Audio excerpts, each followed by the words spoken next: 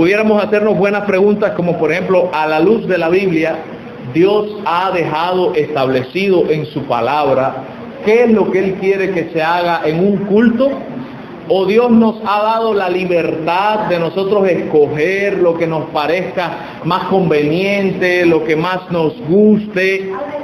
Vamos a recordar, vamos a hacer un poco de memoria. ¿Quién es la audiencia del culto? ¿Quién me recuerda quién es la audiencia del culto?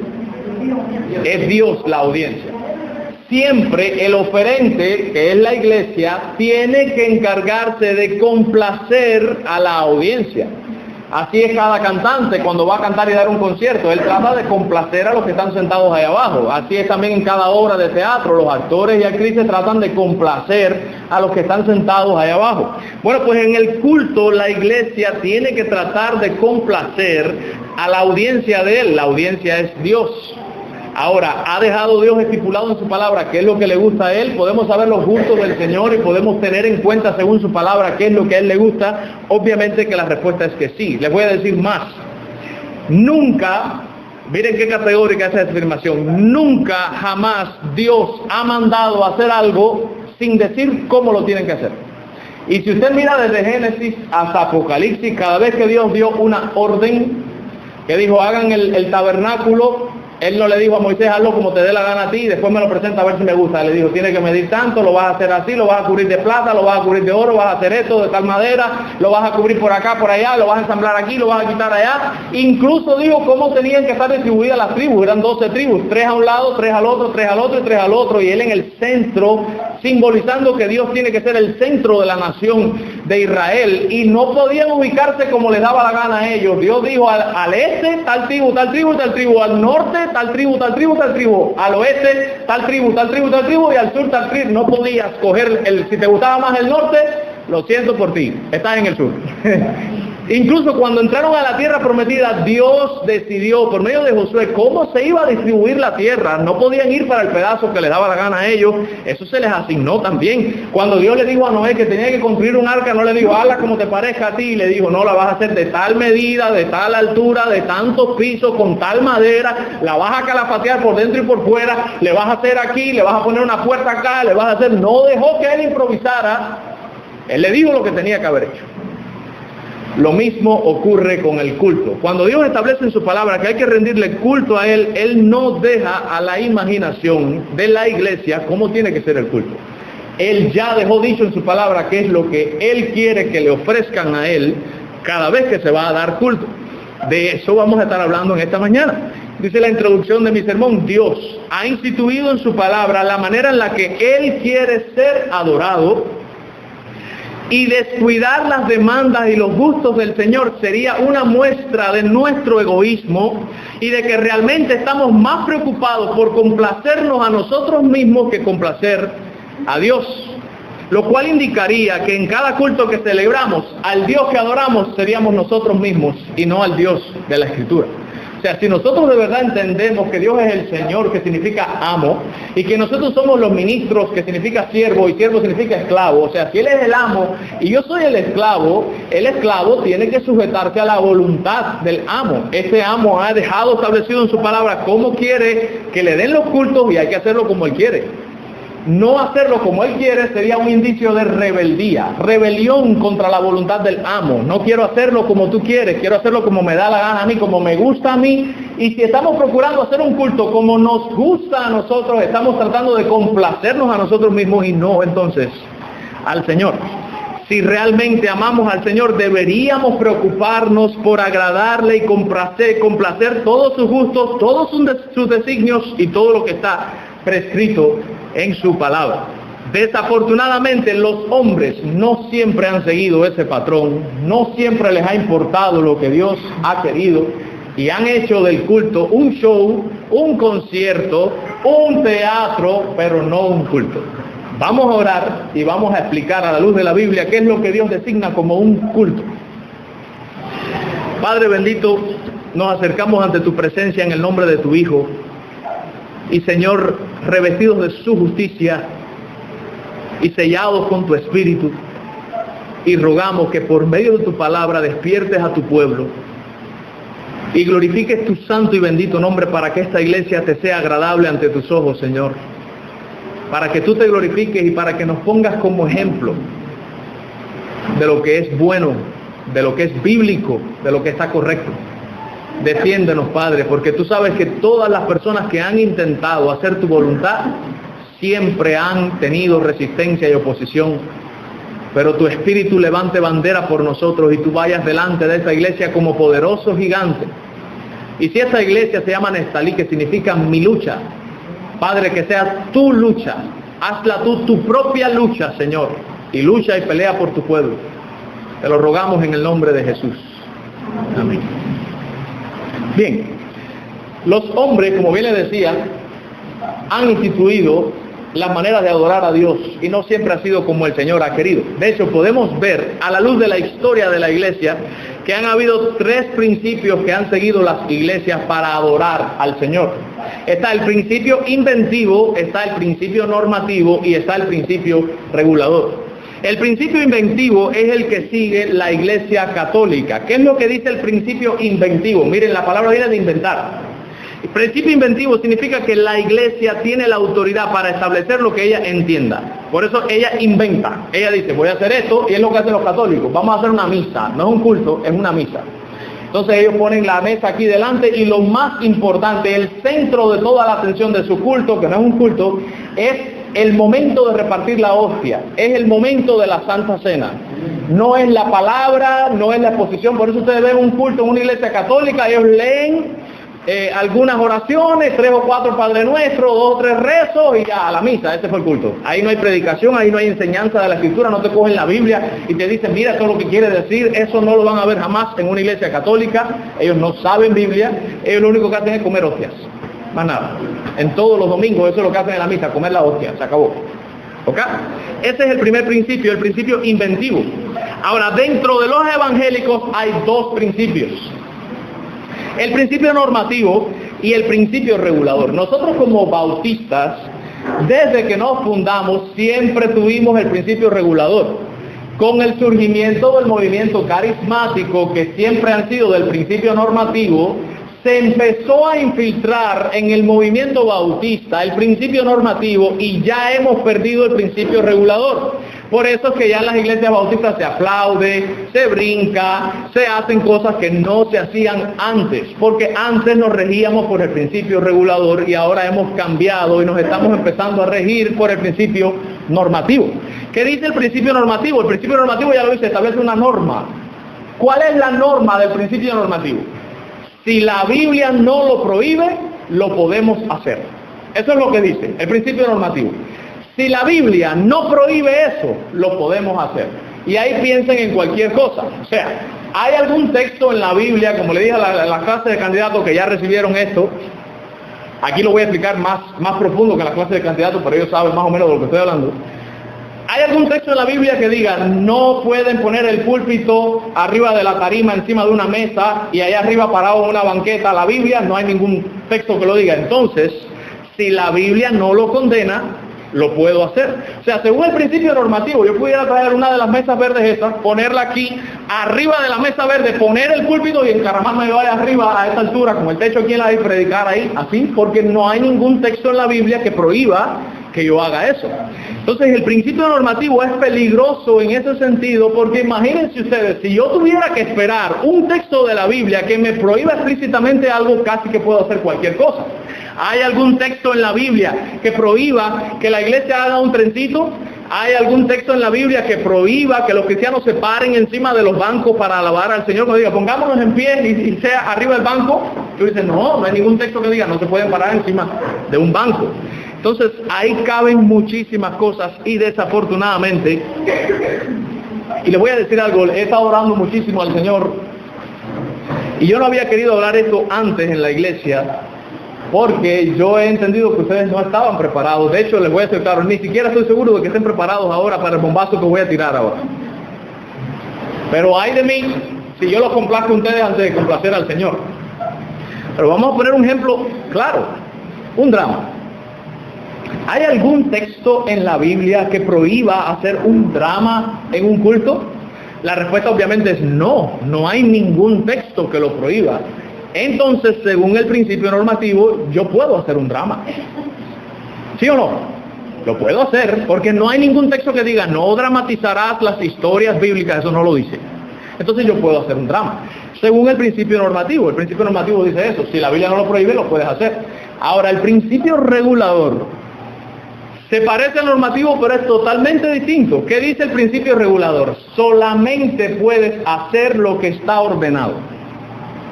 El normativo dice, si no está prohibido, lo puedes hacer. El regulador dice, nada más puedes hacer lo que Dios dice que hagas, y no te puedes salir de ahí. La pregunta es, ¿cuál es el que enseña la Biblia? ¿El inventivo, el normativo o el regulador? Bueno, yo les voy a demostrar por la Escritura que el que enseña la Escritura es el principio regulador.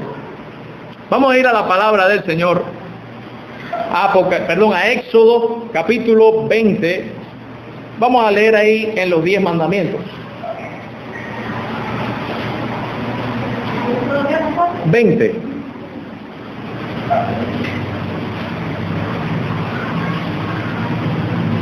Dice los 10 mandamientos. Y habló Dios todas estas palabras diciendo, yo soy Jehová tu Dios que te saqué de la tierra de Egipto de casa de servidumbre. Ese es un momento ahí para explicar algo. Yo soy Jehová tu Dios es el prefacio de los 10 mandamientos. ¿Qué es lo que es un prefacio? Un prefacio es como una breve introducción antes de decir lo que vas a decir. ¿Qué enseña el prefacio? Fíjense, esa frase, yo soy Jehová tu Dios, sería como que yo le dijera, yo soy el pastor de esta iglesia, por tanto, hagan esto y esto. ¿Qué estoy queriendo decir con yo soy el pastor de esta iglesia? Ni se atrevan a contradecirme, es lo que estoy intentando decir.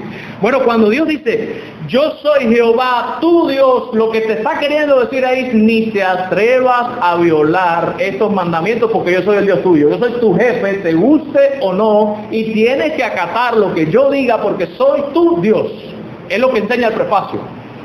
Yo soy Jehová tu Dios que te saqué de la tierra de Egipto y de casa de servidumbre. No tendrás dioses ajenos delante de mí. Es el primer mandamiento.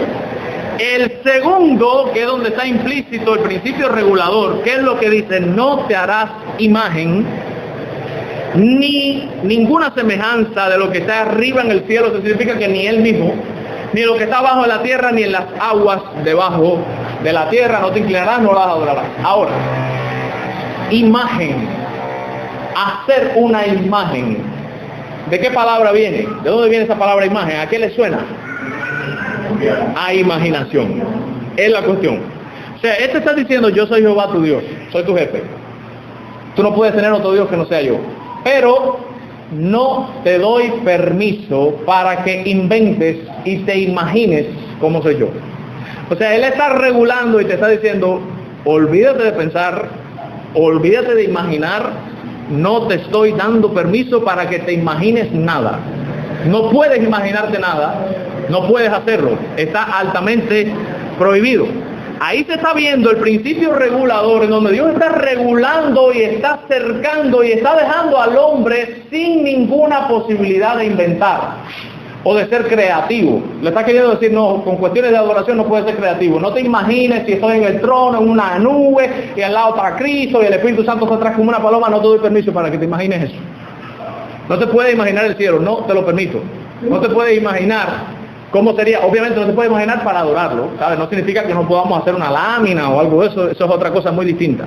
No te lo puedes imaginar para adorarlo. Miren lo que dicen los comentaristas. El primer mandamiento enseña quién es el verdadero Dios y que solo Él debe ser adorado. Y el segundo mandamiento enseña que solo Dios prescribe cómo Él quiere ser adorado. O sea, no quiero que me adoren con imagen. No te imagines nada. Es lo que está diciendo. Adorar a Dios como nos gustaría es la definición de idolatría. Dice otra persona, el modo aceptable de adorar al verdadero Dios fue instituido por Él mismo y está de tal manera limitado a su propia voluntad revelada que no se debe adorar a Dios conforme a las imaginaciones o los inventos de los seres humanos o a las sugerencias de Satanás, ni bajo ninguna representación visible en ninguna religión u otro modo que no esté prescrito en las Sagradas Escrituras. O sea, miren, me gusta esta frase, que Dios no permite que lo adoren conforme a las imaginaciones del hombre, si yo aplico ese mismo principio del culto, Dios no permite que le rindan culto a Él conforme a las imaginaciones nuestras de cómo nosotros nos imaginamos o pensamos que debe ser. Ahora, ese texto es el menos claro de todos. Vamos a ir a Levíticos, capítulo 10, versículos del 1 al 2. Levíticos, capítulo 10, versículos del 1 al 2.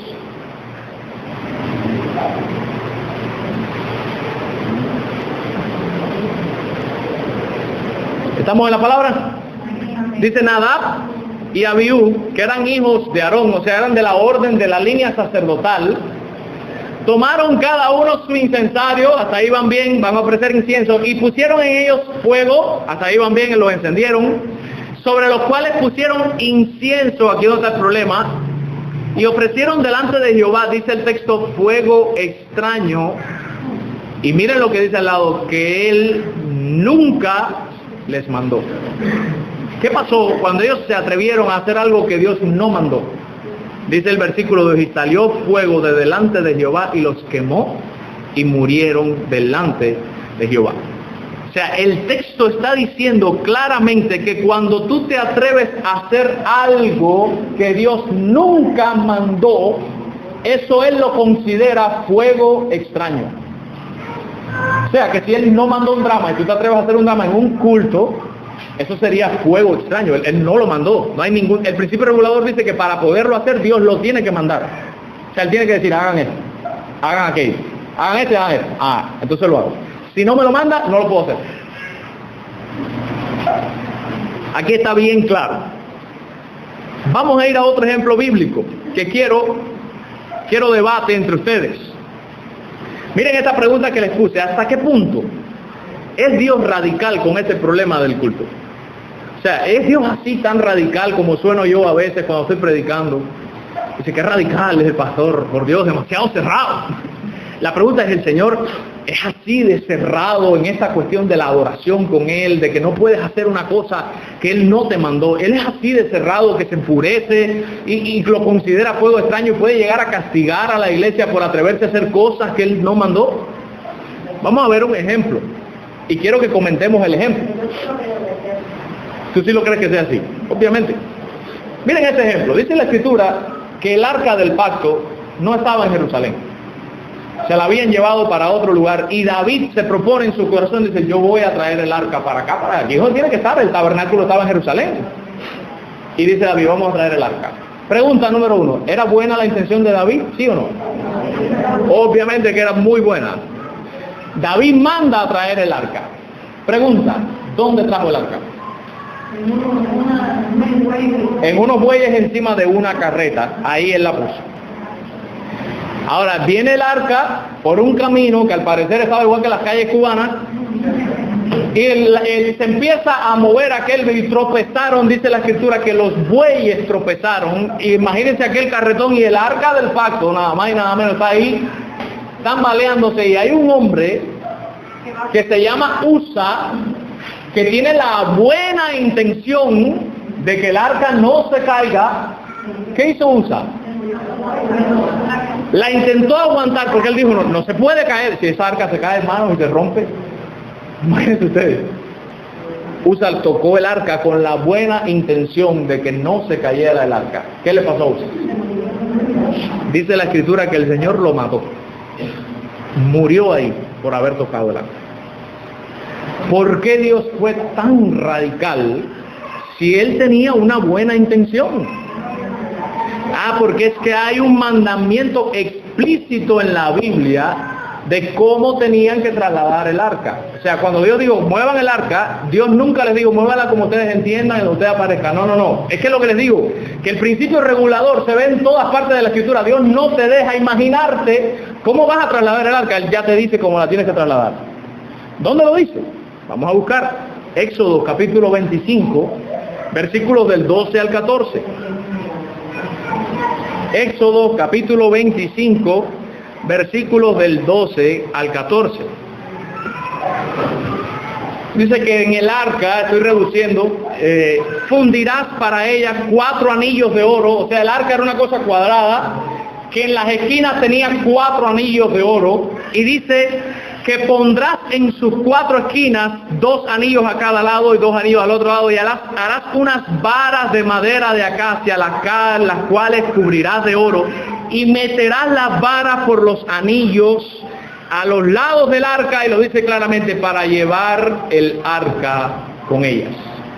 O sea, Dios había estipulado en su palabra cómo era que Él permitía que movieran el arca. Él lo dejó claro: no la pueden llevar en un carretón, no la pueden llevar en avión, no pueden alquilar un piscicorre para llevarlo, no pueden alquilar un Ricky-Billy, hay que cogerla por los tubos de acá, y no lo podía coger cualquiera. El texto también dice que eran los levitas los únicos que la podían mover.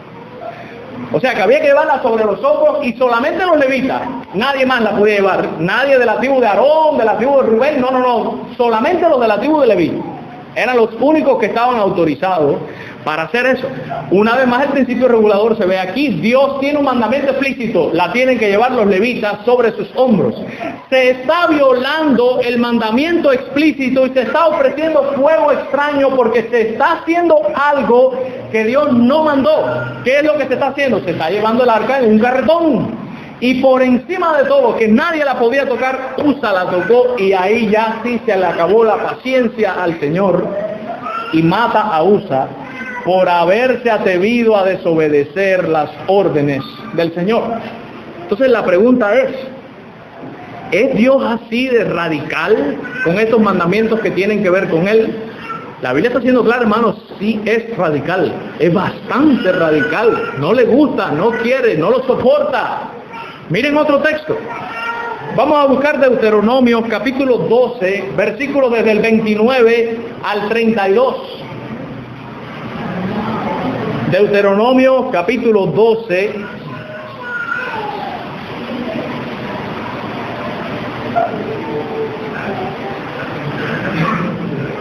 desde el 29 hasta el 32.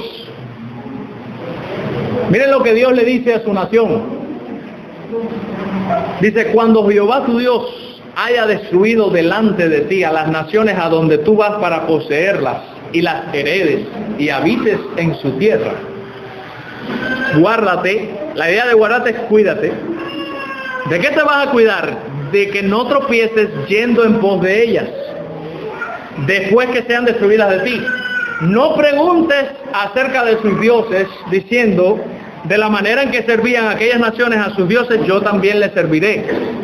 No harás así a Jehová tu Dios, porque toda cosa abominable que Jehová aborrece hicieron ellos a sus dioses, pues aún a sus hijos y a sus hijas quemaban en el fuego a sus dioses. Y miren el último versículo, que es el que tiene la clave aquí: cuidarás de hacer todo lo que yo te mando, y miren el final: no añadirás a ellos, ni de ello quitarás. Cuidarás de hacer todo lo que yo te mando. Ese es el 32. Miren lo que está diciendo él: cuídate de hacer las cosas como yo te las estoy mandando. O sea, ¿qué hago? ¿Lo que él no prohíbe o lo que él manda? El texto dice lo que él manda. Tengo que hacer lo que él manda. Cuidarás de hacer todo lo que yo te mando. Sería como si Dios les dijera: cuídense y hagan lo que yo mando, no lo que les parezca a ustedes. No se imaginen nada, no les he dado permiso para imaginarse qué hacer en el culto. Hagan lo que yo mando, y después dice: y no añadirás ni quitarás. No añadirás ni quitarás. La iglesia de John MacArthur en los Estados Unidos, cuando el tiempo de la pandemia tuvo un problema legal con el estado de California, específicamente con el diputado, sí, era como el jefe del estado, porque el Estados Unidos tiene un gobierno federal. ¿Qué significa que es un gobierno federal que no está centralizado? Los estados pueden tomar decisiones ellos solos sin tener que contar con Washington. No todos, no pueden hacer lo que les dé la gana, tienen ciertas restricciones, pero dentro de ese ellos pueden tomar ciertas decisiones. Entonces, esta decisión de permitir cultos o no dependía del gobernador del estado. Hubo algunos estados donde dijeron que no hay problema, lo que pónganse la mascarilla, pero hagan sus cultos. Pero el gobernador del estado de California dijo que no podían dar culto. Y la iglesia de MacArthur se acogió a la ley y no dio culto, como mismo hicimos. Pero ya después llegó un momento en que ya habían vacunado en Estados Unidos, ya los índices de contagio habían descendido, y ya el gobierno federal del estado de California estaba permitiendo conciertos y otro tipo de reuniones. Sin embargo, a ellos no les daban permiso para congregarse. ¿Qué dijo MacArthur? MacArthur reunió a todos los pastores que tienen su iglesia y reunió a la congregación y les dijo: el domingo que viene hay culto. Vienen todos el domingo a la iglesia, dan su culto, y el estado de California los demandó por haber quebrantado la ley de que no podían congregarse. Ellos hacen una contrademanda. Acuérdense que en este país hay libertad y tú puedes demandar al mismo gobierno. Ellos hicieron una contrademanda en los cuales alegaron que si estaban permitiendo hacer conciertos y otras actividades donde las personas se estaban congregando, ¿por qué no se les permitía a ellos dar culto? Ganan esa primera demanda. La Corte de Justicia estableció que sí, que había que ser justo. Si se estaba permitiendo dar conciertos, podían ellos congregarse. ¿Y qué le dijo el jefe del estado? OK, les voy a permitir que se congreguen, lo que no pueden cantar. Y aquí es donde entra el problema con el principio regulador, porque el principio regulador establece que tienes que hacer lo que Dios manda y que no puedes añadir ni quitar. O sea, si yo hago un culto en donde leemos la Biblia, oramos, predicamos, pero no cantamos, pregunta, ¿hay algún mandamiento explícito en la Biblia en donde Dios establece que en los cultos Él quiere que le canten y Él pide que le canten?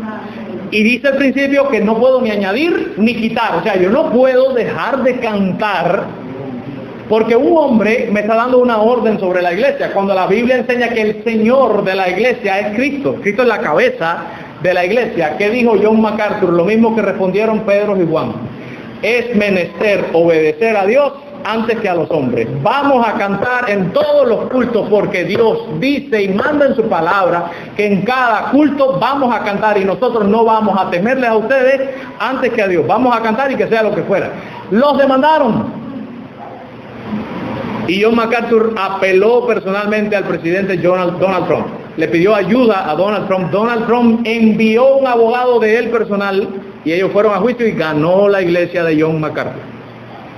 Y no tuvieron problemas. Pero miren esto. ¿Por qué fue el problema? Por el principio regulador. ¿Cómo voy a dejar de cantar? Si Dios ha establecido en su palabra que Él quiere, Él nos está diciendo lo que Él quiere que le hagan en cada culto, y no puedo ni añadir ni quitar. No puedo poner una cosa que me invente yo, ni puedo quitar lo que Él ya ha establecido. Dios los ayudó.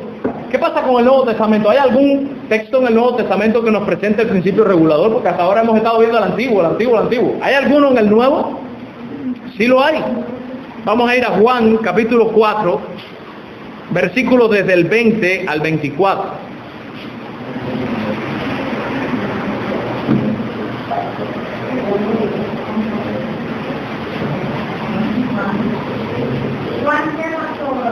Del 20 al 24.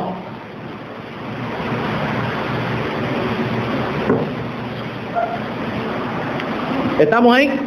Ustedes saben esta historia. Este es Jesús cuando se encuentra con la mujer samaritana, que la mujer había tenido 5 maridos. Esa no es la parte que importa ahora. Ahora, en un momento, Jesús tiene un argumento con ella sobre la adoración.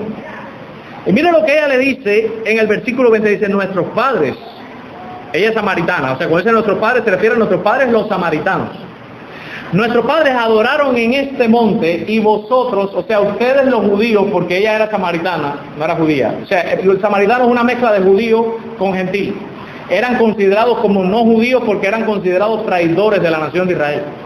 Entonces ella le dice: nuestros padres adoran aquí, pero ustedes los judíos dicen que no, que es allá donde hay que adorar.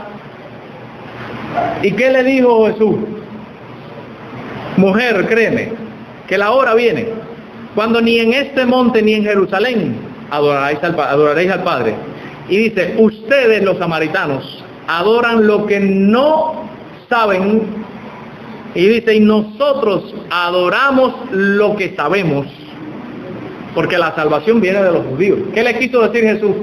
Estás equivocada, eres tú la que estás mal. Son ustedes los samaritanos los que están adorando mal. No es donde a ustedes les parezca, es donde yo dije que había que adorar. Y la Biblia dice que era en el templo, y el templo estaba en Jerusalén. Entonces Él lo está corrigiendo. No es como te imagines, no es como te da la gana a ti, samaritana, es como dice Dios en su palabra. Y Dios instituyó que es en Jerusalén. Por eso dice: ustedes adoran lo que ustedes no saben. Ustedes no saben lo que es adoración. Ustedes están ahí haciendo un show. A nosotros los judíos adoramos lo que sabemos. O sea, nosotros sí sabemos lo que estamos haciendo. Lo que no saben nada son ustedes. Es lo que le quiso decir. Muy diplomáticamente, muy bonito, pero lo que le quiso decir está equivocada. No sabe lo que está hablando. Sigue diciendo: mas la hora viene, y ahora es, cuando los verdaderos adoradores adorarán al Padre en espíritu y en verdad. Porque también el Padre tales adoradores buscan que le adoren. Dios es espíritu, y los que le adoran en espíritu y en verdad es necesario que le adoren. Esa frase de es necesario está diciendo que la verdadera adoración no puede ser solamente en espíritu, o no puede ser solamente en verdad. Tiene que ser las dos cosas, en espíritu y en verdad. En espíritu es muy fácil entenderlo. Tiene que ver con involucrar todo el ser de la persona, toda tu voluntad, tu mente, tus emociones. Tiene que ver con la unión de tu espíritu al espíritu de Dios y adorar en el espíritu, no en la carne. Adorar, para hablar en términos más espirituales, en una dimensión espiritual, es algo que no es normal a la mente humana. Es una experiencia muy linda y muy espiritual, pero no se queda todo ahí. También hay que adorar en verdad. Y cuando dice en verdad, no es que hay que adorar sin fingir, porque la gente lo que cree es que hay que adorar en espíritu y no es mentira, ¿sabes? No levantar las manos y fingir, es que hay que hacerlo de verdad. No es eso lo que está queriendo decir. Lo que está queriendo decir es que tienes que adorar en tu espíritu y conforme a la verdad revelada en la Escritura. O sea, si la Escritura reveló el principio regulador y Cristo nos está diciendo que hay que adorar conforme a la verdad, entonces ¿con cuál principio voy a adorar yo? ¿Con el inventivo, con el normativo o con el regulador? Obviamente con el regulador. Miren lo que dicen los comentaristas al respecto. Dice: considera a Cristo y a la mujer samaritana. Nadie expuso el principio regulador con más fuerza y con más claridad que Jesús en su conversación con ella. Como señala nuestro Señor, divide el tema en dos partes. Cristo le dividió el tema de conversación a ella en dos partes. En la primera parte condena las formas de adorar a Dios que los samaritanos usaban como supersticiosas y falsas, y declara de qué forma es aceptable y legal adorar a Dios, que es como lo hacían los judíos. Pone la razón de la diferencia entre los que los judíos recibieron la seguridad de la palabra de Dios acerca de su adoración, mientras que los samaritanos no.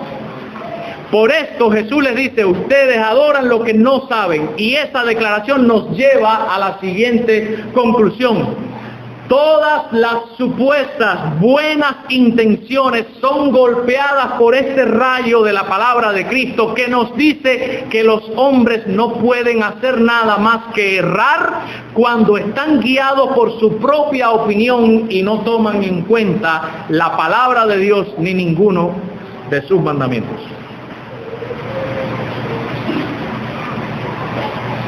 ¿Qué ha establecido Dios en su palabra en cada culto? Se los voy a demostrar por la Biblia. Oración congregacional. O sea, Dios quiere que en cada culto haya oración. Primera de Timoteo 2, versículos 1 y 2.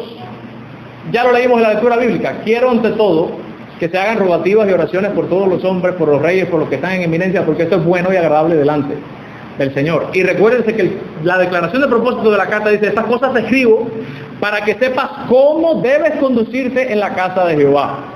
O sea, Pablo le está diciendo a Timoteo: te estoy escribiendo esto, Timoteo, ahí está el principio regulador. Para que ni se te ocurra inventar cómo vas a dar el culto. No, yo te voy a decir aquí en esta carta cómo tienes que conducirte, qué puedes hacer y qué no. ¿Qué otra cosa quiere el Señor que hagamos en un culto? Lectura de la Escritura. Vamos a buscar vamos a buscarlo, porque les quiero explicar algo. Primera Timoteo capítulo 4, el versículo 13. Primera Timoteo capítulo 4, versículo 13.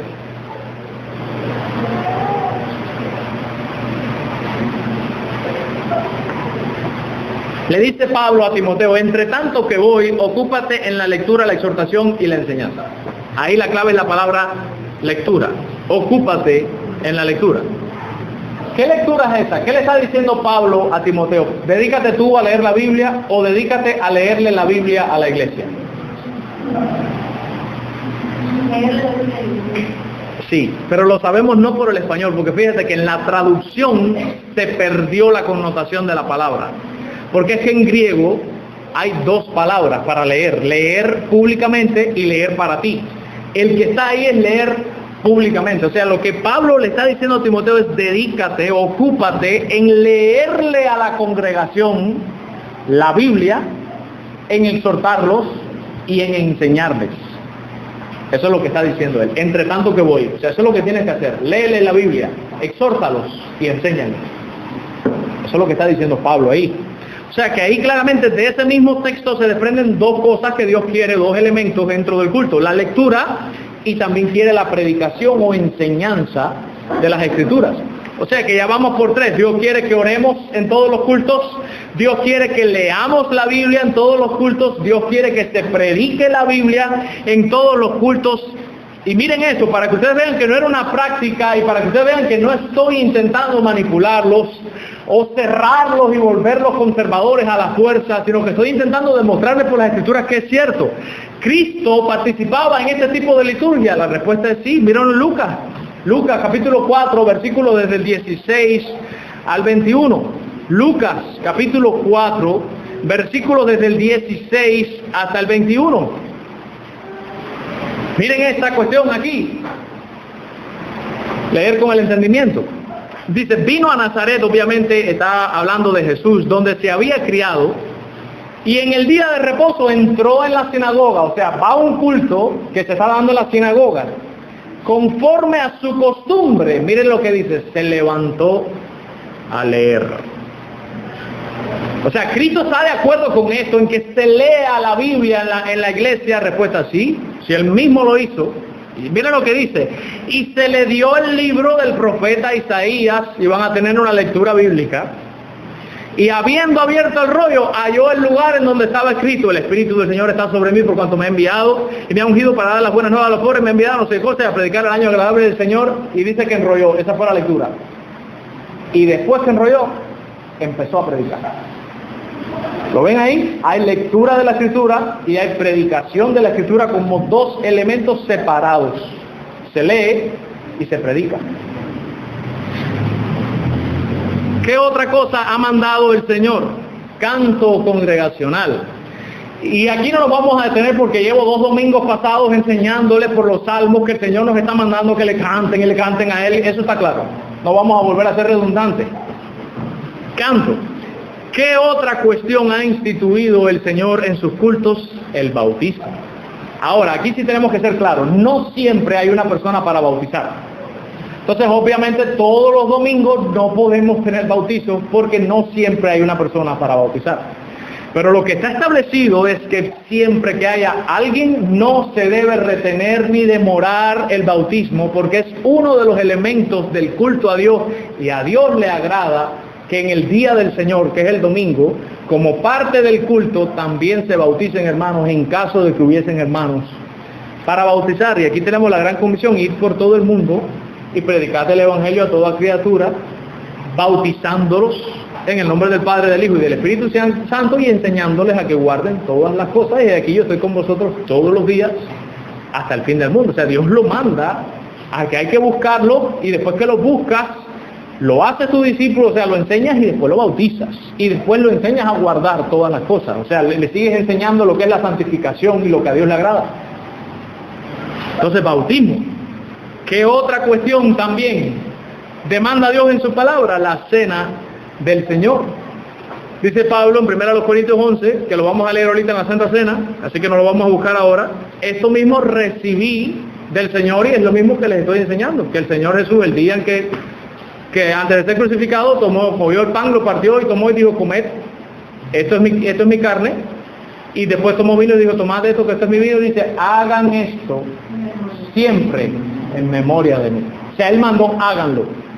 Me gusta que lo hagan, quiero que me lo hagan. Y la iglesia del primer siglo lo hacía todos los domingos. Nosotros hemos perdido esa costumbre y en cierto sentido se entiende, porque es que el problema, por lo menos nosotros los cubanos, aunque nos propongamos, yo quisiera que ustedes vieran el trabajo que pasamos hoy para conseguir pan para Santa Cena, porque es un problema. ¿Y qué otra cuestión quiere el Señor en su día? Primero a los Corintios 16:2. Las ofrendas.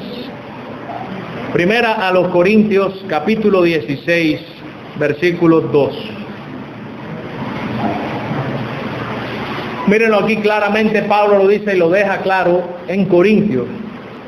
Cada primer día de la semana. ¿Cuál es el primer día de la semana? Eso tiene que quedar claro, no es el lunes. La semana no empieza el lunes, la semana empieza el domingo. ¿Qué dice Pablo? Cada primer día de la semana. ¿Por qué? ¿Por qué el primer día? Porque era el día en que ellos daban culto, era el día del Señor. Entonces, ¿qué es lo que está dando a entender? Traigan ofrenda cada vez que vengan el domingo a dar el culto. O sea, es algo que Dios está pidiendo en su palabra. Le gusta que lo hagan, que lo honren con sus bienes. Dice la Biblia, honrad a Jehová con sus bienes. Cada primer día de la semana, cada uno de nosotros ponga aparte algo según haya prosperado. Hermanos, eso es adoración también. Usted quiere darle al Señor la adoración en su día. Aparte algo siempre. Cada domingo, aparte algo para el Señor. Todo lo que usted tiene, el Señor se lo dio. Aparte algo para Él. De ahí en fuera, hermanos, no hay ningún otro elemento que Dios haya pedido en un culto. ¿El Señor pidió que le hicieran dramas en los cultos? Nunca lo pidió. Jamás. ¿El Señor pidió que le hicieran una danza litúrgica? ¿Qué es lo que es una danza litúrgica? Lo que hacen las muchachitas. Le ponen una canción y ellas se mueven para aquí, suben manos y dan vueltas y se agachan y suben y todas esas cuestiones. Hermanos, fíjense, yo se los digo con el corazón en la mano. Es verdad que es muy lindo. Yo no digo que no. Y yo no digo que no lo podamos hacer. Yo lo único que les estoy diciendo es que no se debe hacer en un culto. O sea, si estamos en un retiro, que no es un culto formal, si estamos en un campamento, si estamos en una confraternidad, que es algo más informal, que no es un culto formal, y quieren hacer una danza litúrgica, amén, no hay ningún problema con eso. ¿Quieren dramatizar algo? Dramatícenlo, ahí no hay problema. Pero cuando llega el día del Señor, el culto al Señor, el Señor lo deja claro, no añades ni quites. Cuídate de hacer lo que yo te mando. No hagas como Nadab y Abiú, que ofrecieron fuego extraño y perecieron. No hagas como Usa, que se atrevió a hacer lo que yo no mandé y tocó el arca y ahí mismo pereció. Es lo que Él nos está. Cuando lleguemos al culto, el culto es el culto, hermano. No es un concierto, no es un teatro. No hacemos drama porque no estamos en un teatro. El domingo estamos en culto. No hacemos una danza litúrgica porque no hay ninguna parte en la Escritura que diga que le dancen litúrgicamente al Señor. La Biblia manda a danzar, se lo dije, sí. ¿Cómo? Por gozo. Cuando hay regocijo. En las fiestas solemnes que ellos tenían del tabernáculo, el Yom Kippur, que había gozo porque estaban festejando, ahí ellos danzaban ahí porque había gozo y júbilo. Pero no es que ellos se ponían de acuerdo y hacían una coreografía, es que ellos se ponían a danzar porque estaban con gozo, estaban celebrando. Ellos no se ponían de acuerdo, eso no era algo ensayado para después presentarlo. Y hermanos, sean honestos, eso no edifica. Porque ¿en qué me va a edificar a mí? Ver a 3 o 4 muchachitas y 3 o 4 muchachitos, sube la mano, baja la mano, arrodíllate, me postro, subo para arriba, bajo para acá. Y la Biblia dice, hágase todo decentemente y con orden, y dice, y todo para edificar la iglesia. ¿En qué te puede edificar, Mary, si verme a mí bailando? ¿En qué puede edificar? Eso no edifica a la iglesia, hermano. ¿En qué puede edificar ver un drama? Lejos de edificar, lo que hace es distraer. Porque entonces tú te pones que si se le olvidó el texto, que si cómo está actuando, que si lo está haciendo bien, que si se equivocó. Entonces, hermanos, ya el culto deja de convertirse en un culto y ya se empieza a convertir en un show. Ya es un teatro, ya es un concierto, ya es cualquier cosa menos un culto. Esas cosas se hacen en otro momento. Por ejemplo, la semana de las damas, vienen de nuevo aquí las damas y quieren hacer un drama, háganlo, se puede hacer. Quieren hacer una coreografía, háganlo, se puede hacer. Quieren rapear jugando. Hubo alguien que me preguntó, pastor, me quedé pasmada cuando escuché que usted dijo, y le tuve que explicar, no, hermana, eso es que estábamos jugando y no fue en la iglesia, fue en un patio donde estaban las damas compartiendo y nos estábamos divirtiendo, y ahí se rapeó en un momento, pero fue en un juego. Fue en un juego, no fue en un culto. Y me dijo, pastor, gracias, ya me calmé, porque dice que se quedó para más, porque parece que ella entendió que yo había dicho que podían rapear en la iglesia. No. Fíjate, pastor, que hubo uno rapeando y el otro fue Lento. Sí, espiritual.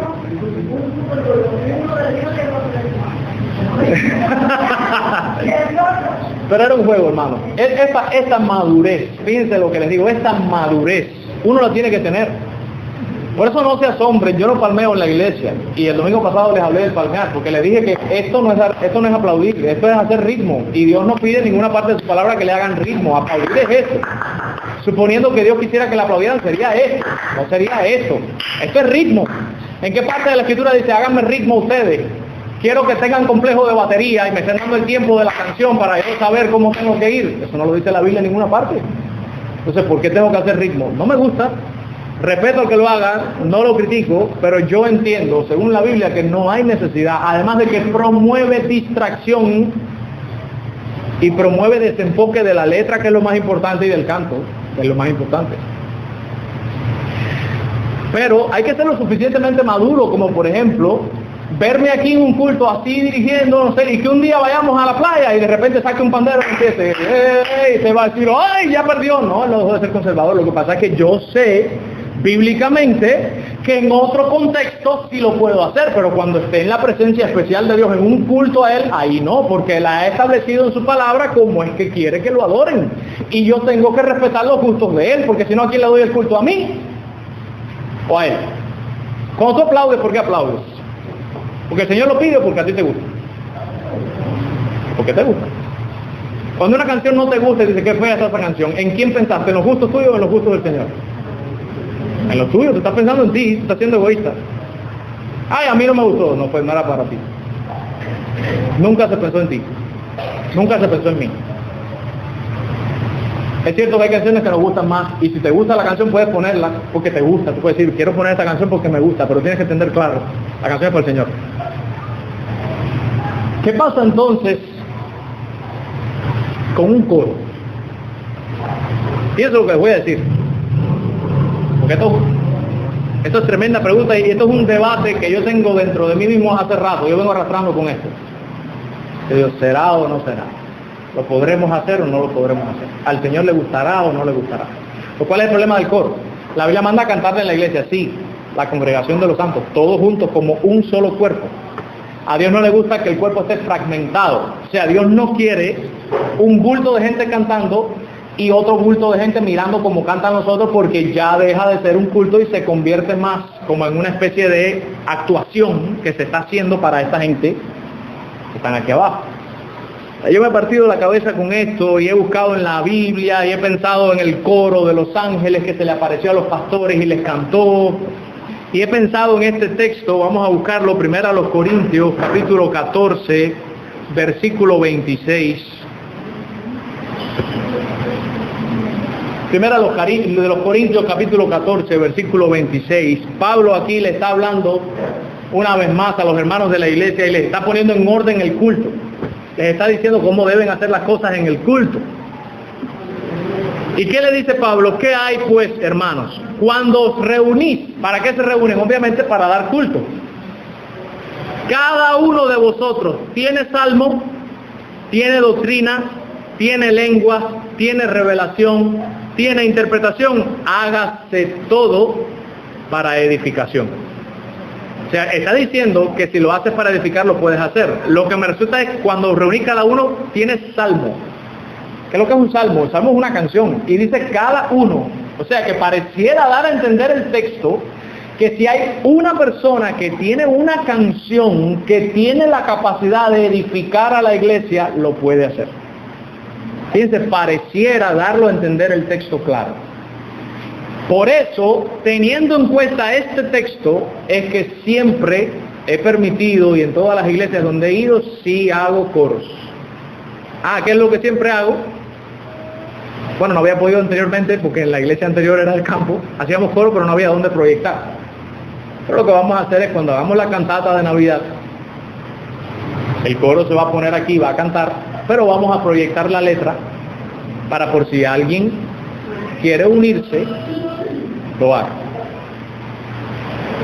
Pero sí lo vamos a hacer, con temor y temblor, pero teniendo en cuenta que al parecer el Señor me permite, o nos permite como iglesia, En este versículo, si hay alguien que tiene un salmo, lo puede dar para edificación de la iglesia.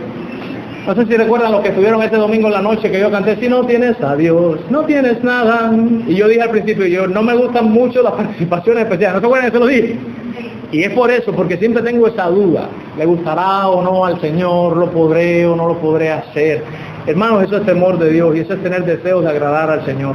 Si usted sabe de algo que puede estarle incomodando al Señor, y usted por un gusto suyo, personal, porque te gusta a ti, sigues incomodando al Señor y pones tus deseos por encima de los deseos del Señor, eso sería la evidencia de que te amas más a ti mismo que a Dios. Esto es una cuestión de amar al Señor. Si tú de verdad amas al Señor, a ti te va a importar lo que Él quiere. Cuando una persona ama a otra persona, se desvive por complacer a esa persona. ¿Qué padre de ustedes, si su hijo ve una bicicleta y tú tienes el dinero y te la está pidiendo llorando, no se la compra? Tú lo quieres complacer porque lo amas y puedes. Pues nosotros podemos complacer al Señor. Hay que mirar sus gustos, hay que respetar sus designios y sus deseos. Entonces, hermanos, a manera de conclusión, a la luz de la Escritura, podemos concluir que Dios no nos ha dado permiso para decidir qué hacer en un culto y qué no hacer, sino que es una prerrogativa de Él, y Él ha establecido en su palabra lo que Él quiere que se le haga en cada culto, lo que podemos y lo que no podemos. Si el culto es para Dios, pues entonces Él es el que tiene que decidir cómo es el culto que quiere que le den. Cómo debe ser adorado, lo decide Él, y qué clase de adoración es la que a Él le gusta. Dios nos libre, miren cómo terminé, Dios nos libre de profanar el culto y ministrar fuego extraño ante la presencia del Señor. Hermano, no ha habido nadie que se haya propuesto en su corazón adorar al Señor y serle fiel que Dios no haya recompensado. Y me gusta un pensamiento de Leonard Ravenhill, que no lo tenía aquí y me vino ahora a la mente. ¿Qué dijo Leonard Ravenhill? Miren lo que él dice. Dice, muchos cristianos me critican porque dicen que soy muy severo. Y yo siempre les respondo, querido hermano, ¿en serio usted cree que cuando yo llegue al cielo el Señor me va a castigar y me va a decir, Leonard Ravenhill, usted me tomó demasiado en serio? Claro que no. Tómese al Señor en serio, hermano. Esto es una cuestión de Él. Dice la Escritura, de Él, por Él y para Él. Son todas las cosas. Nos tiene que preocupar lo que Él quiere. Si ustedes quieren ser una iglesia que Dios bendiga, que Dios prospere, que Dios ayude, que Dios restaure, que Dios añade, hay que ser la iglesia que Él quiere que seamos. Y si usted quiere que la presencia especial de Cristo esté en cada culto para bendecir y para dar vida eterna, hay que darle el culto como a Él le gusta. Si quiere aplaudir, déjelo para otro momento. Déjelo cuando estemos en una confraternidad, cuando estemos en un concierto, cuando estemos en un retiro, cuando estemos jugando. Quiere hacer una danza litúrgica, déjelo para otro contexto. Quiere hacer un drama, hágalo, pero en otro contexto. Pero cuando esté en el culto, honre al Señor y haga las cosas como a Él le complace. Eso fue lo mismo que hizo Cristo. Cristo dijo, yo no he venido para hacer mi voluntad, sino que he venido a hacer la voluntad del que me envió. La Biblia nos manda todo el tiempo a imitar a Cristo. Imitemos a Cristo, hagamos la voluntad de Dios. Eso es lo que a Él le gusta. Vamos a orar. Padre, infinitas gracias te damos.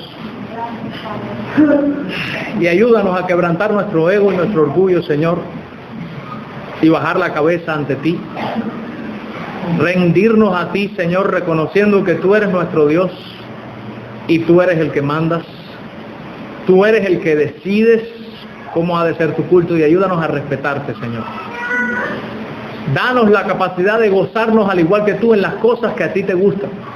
Por eso, Señor, danos la mente de Cristo, para que nos guste lo mismo que te gusta a ti, y para deleitarnos en lo mismo que tú te deleitas.